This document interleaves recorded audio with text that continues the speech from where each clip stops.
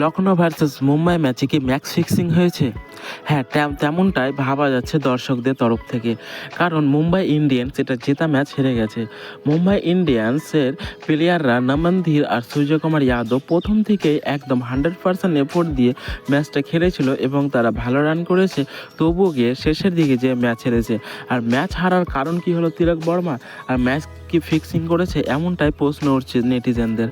কারণ match fixing হওয়ারই কথা। কারণ সেইখানে যেখানে লাগতো 3 ওভারে 39 রান, 3 ওভারে 39 রান টি-20 ক্রিকেটে কোনো এমন বড় কথা নয়। আর এলএসজির দিক থেকে আমরা যদি দেখি যে লখনৌর দিক থেকে বোলার সেরকমটা প্রভাব ফেলতে পারছে না। তবুও তারা যে মুম্বাইয়ের ব্যাটিং এত বড় বড় ব্যাটিং তবুও কেন করতে পারলো না? শুধুমাত্র যে আমরা যদি দেখি যে নমন ধীর আর সূর্যকুমার যাদব এই দুজনই সবচেয়ে ভালো খেলেছে, আর তারপরে সেরকম কেউ খেলতে পারেনি। হার্দিক পান্ডিয়া 16 বলে 28 করেছে। হার্দিক পান্ডিয়ার আগে আউট হয়ে গেছে তিলক বর্মা। হ্যাঁ, আর তিলক বর্মাকে নিয়ে এখন প্রশ্ন উঠছে যে ম্যাচ নাকি ফিক্সিং হয়েছিল। কারণ তিলক বর্মার মতো ব্যাটার মাত্র 23 বলে 25 রান করেছে, যেখানে স্ট্রাইক রেটের 200 খেলার কথা। সেখানে তিলক বর্মাকে ইম্প্যাক্ট প্লেয়ার হিসাবে নামানো হয়েছে। যদি ইম্প্যাক্ট প্লেয়ার হিসাবেই খেলানো হয় তাহলে সূর্যকুমার যাদব কেন? কোনো ফিনিশার নয় কেন? বা রোহিত শর্মা নয় কেন? রোহিত শর্মার থেকে বড়ও কি ব্যাটার হলো তিলক বর্মা? তিলক বর্মা এমনটাই প্রশ্ন উঠছে। কারণ মাত্র 23 বলে 25 রান করেছে, দুটা মাত্র 4 মেরেছে 108 রানের স্ট্রাইক রেটের সাথে। আর ওর মধ্যে যখন তিলক বর্মা রিটায়ার্ড হার্ড আউট হয় তখন কিনা তার বদলে ছিল মিচেল স্যান্টনার। তাহলে কি তিলক বর্মার চেয়ে স্যান্টনার কি বড় ব্যাটিং? হ্যাঁ, প্রশ্নটা এমনটাই উঠছে নেটিজেনদের। আর দর্শকরা এটাই প্রশ্ন উত্তর খুঁজতে চাইছে হার্দিক পান্ডিয়ার কাছে। আমরা জানি যে 3 ওভারে 39 রান লাগতো তখন মুম্বাই ইন্ডিয়ান্সের শেষের দিকে। 3 ওভারে যখন 39 রান লাগতো তখন মাত্র 18তম ওভারটাতে 11 রান এসে একটাই মাত্র 4 এসেছিল। সেখানে ফ্লপ যায় তিলক বর্মা। আর তারপরে 19 নম্বর ওভারে মাত্র 7 রান হয়।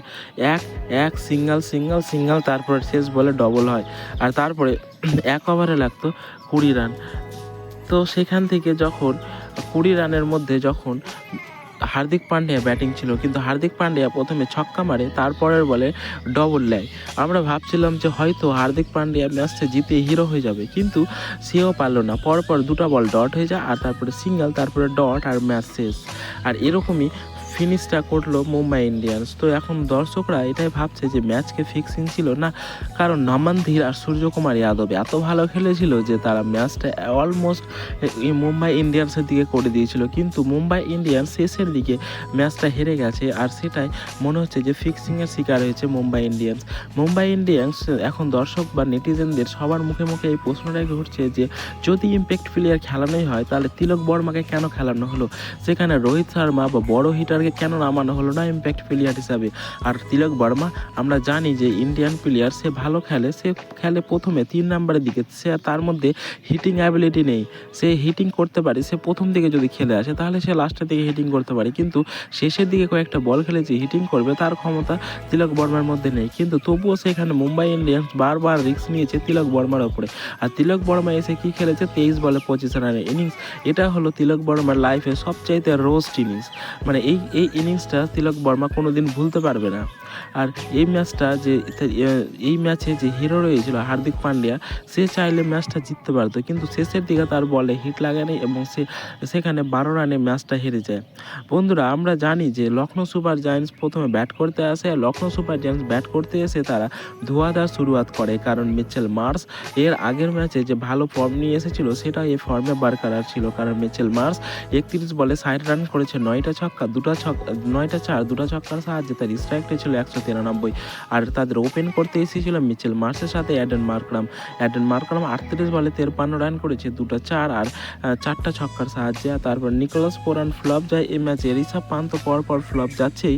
আয়ুষ বোদেন 19 বলে 30 রান করে, ডেভিড মিলার 14 বলে 17। আর এরই বদৌলত LSG Lucknow super giants 203 run করেছিল 20 ওভারে 8 উইকেট হারিয়ে। আর তারই পিছন করতে এসেছিল মুম্বাই ইন্ডিয়ান্সের প্রথম যে দুটো ব্যাটার, আমি এটা বুঝতে পারি না যে মুম্বাই ইন্ডিয়ান্স রোহিত রোহিত শর্মাকে কেন খেলাচ্ছে না ইম্প্যাক্ট প্লেয়ার হিসাবে? যেরকম সানরাইজার্স হায়দ্রাবাদ ট্রাভিস হেডকে যদি টিমে না রাখে তবুও তাকে ইম্প্যাক্ট প্লেয়ার হিসাবে ওপেন করায়, কারণ তারা জানে যে কীভাবে স্ট্র্যাটেজি তৈরি করতে হয় এবং ম্যাচ জিততে হয়। তাহলে কি মুম্বাই ইন্ডিয়ান্সের ভাঙন ধরলো? তাদের মধ্যেই কি মুম্বাই ইন্ডিয়ান্সের ফিক্সিং হয়ে মুম্বাই ইন্ডিয়ান্সের ঝগড়ার শুরুয়াত হলো? উইল জ্যাক্সকে ওপেন করানো হয়েছিল, 7 বলে 5 রান করেছে। রিয়াল লিকন্টন 5 বলে 10 রান করেছে, সে খেলতেই পারেনি। তারপরে এসেছিল নামান্দির আর সূর্যকুমার যাদব। নামান্দির এই ম্যাচে 24 বলে 46 রান করেছে, আর সূর্যকুমার যাদব 43 বলে 67 রান করেছে। তারা দুজন যখন ছিল মনে হচ্ছিল যে ম্যাচ অলমোস্ট জিতেই যাবে টিম মুম্বাই ইন্ডিয়ান্স, কিন্তু শেষের দিকে হার্দিক পান্ডিয়া 16 বলে 28 করে আর ম্যাচ হেরে যায়। এখন প্রশ্ন উঠছে যে মুম্বাই ইন্ডিয়ান্স কি ফিক্সিং করেছিল ম্যাচটা? এমনটাই দর্শকরা ভাবছে, কারণ মুম্বাই ইন্ডিয়ান্স জিতা ম্যাচ হেরে গেছে, মাত্র 12 রানে ম্যাচটা হেরে গেছে। আর মুম্বাই ইন্ডিয়ান্স একদম শেষে চলে গেছে এবার পয়েন্টস টেবিলে। তো বন্ধুরা, তোমাদের কি মনে হয় যে তিলক বর্মা কি ম্যাচ ফিক্সিং করেছে? কমেন্টে অবশ্যই জানাও। আর এরকম ভিডিও পেতে আমাদের চ্যানেলটিকে সাবস্ক্রাইব করে